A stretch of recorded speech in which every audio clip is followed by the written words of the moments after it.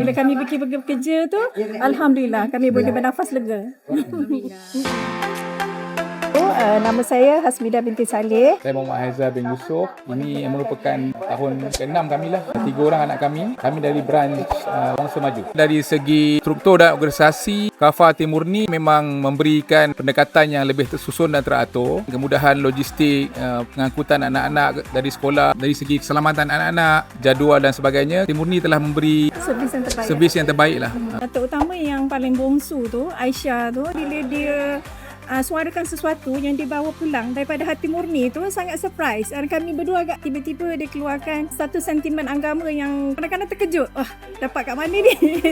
Macam tu lah lebih kurang. Guru-guru di hati murni ni sangat profesional. Sangat profesional lah dengan anak-anak. Jadi kita nampak hubungan anak-anak dengan guru tu sangat rapat. Jadi bila anak-anak bawa apa-apa pengajaran di sekolah tu, kita amat gembira lah. Maksudnya kita berbesar hati lah. Maksudnya anak-anak kita ada sesuatu yang baik lah yang diambil di sekolah.